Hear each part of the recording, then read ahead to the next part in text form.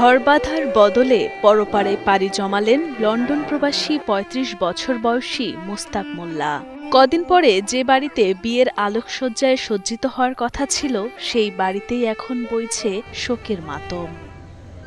২.৫ মাসের ছুটিতে লন্ডন থেকে নিজ দেশ কিশোরগঞ্জ এসে পরিবারের মুখে হাসি ফোটালেও তা স্থায়ী হল না বেশি দিন। মাত্র ৭ দিনের মাথায় মর্মান্তিক সড়ক দুর্ঘটনায় ঝরে গেল মোস্তাক মোল্লার প্রাণ। এই যে আলী হোসেন বাড়িঘর সবকিছু এই যে আছে, গেট কোড কত সুন্দর করে করছে। আজকে উনি নাই, উনি বোধে নিয়ে গেছেন। ও নাম এই যে বাইরে হইলো গাড়ি নিয়ে ঘুরতে বাড়িলো, বাড়িতে গহনা অ্যাক্সিডেন্ট করছে। ৩৫ বছর বয়সী মোস্তাক মোল্লা ছিলেন কিশোরগঞ্জ সদর উপজেলার রশিদাবাদ ইউনিয়নের ভাটগাঁও গ্রামের মৃত আশরাফ উদ্দিন মেনু মোল্লার ৭ সন্তানের মধ্যে বড় সন্তান।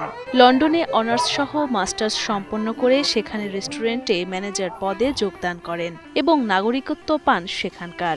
জানা যায় তার ভাইও জার্মান প্রবাসী। ২ ভাইয়ের আয়ের অর্থ জমিয়ে গ্রামের বাড়িতে গড়েছেন চাকচিক্য ও আকর্ষণীয় এই বাড়িটি। তবে সেই বাড়িতে আর থাকা হলো না মোস্তাক মোল্লার। গত ৩ এপ্রিল লন্ডন থেকে দেশে ফেরার পর সবকিছু ঠিক থাকলেও গত ৯ এপ্রিল মোটরসাইকেল নিয়ে ঘুরতে বের হয়ে মর্মান্তিক সড়ক দুর্ঘটনায় মৃত্যু হয় তার। মোস্তাক মোল্লা আমার বাল্যকালের বন্ধু। ৩ তারিখ সকালে সে বাড়িতে আসে, সন্ধ্যার সময় তার সাথে দেখা হয় যে আজকে সে কিশোরগঞ্জ শহরের উদ্দেশ্যে কোনো একটা কাজে যায় বাইকে। সারুবয়ার পুকুর পাড়ে সে বাইক অ্যাক্সিডেন্ট করে। আমি তখন অফিসে ছিলাম। শোনা মাত্রই আমরা আমাদের নিজেদের মাঝে আর নাই। মোস্তাকের স্বজনরা জানান, কিশোরগঞ্জের গাইটাল এলাকায় বিপরীত দিক থেকে আসা একটি ব্যাটারি চালিত অটোরিকশার সঙ্গে সংঘর্ষ হয় মোটরসাইকেল আরোহী মোস্তাকের। স্থানীয়রা গুরুতর আহত অবস্থায় তাকে কিশোরগঞ্জ হাসপাতালে নিলে সেখান থেকে আবারও উন্নত চিকিৎসার জন্য ময়মনসিংহ নেওয়ার পথে বিকেল ৪টায় শেষ নিঃশ্বাস ত্যাগ করেন তিনি। উনি তো অ্যাক্সিডেন্ট করছে, তখন আমরা ফোন দেওয়ার সাথে সাথে আমরা সদর হসপিটালে গেলাম।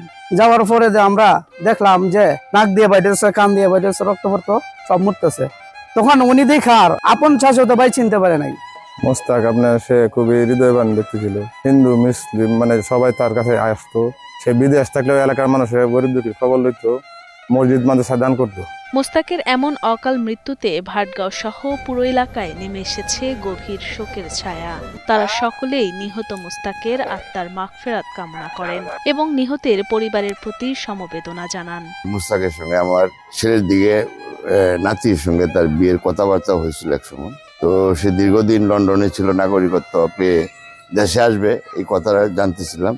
এর মধ্যে আসতে শুনছি ৩ তারিখে। তো আমি কি বলবো, আমার ভাষা হারিয়ে ফেলেছি আজকে। আমি খুব মর্মাহত, আমি খুব দুঃখিত। আমি সকল কাছে এবং দেশবাসীর কাছে আমার ছাত্রের জন্য দোয়া চাই। আল্লাহ যাকে তার স্বপ্ন, যে সেই স্বপ্ন ছিল, বাকি বাইরে যাতে তাদের স্বপ্ন পূরণ করে।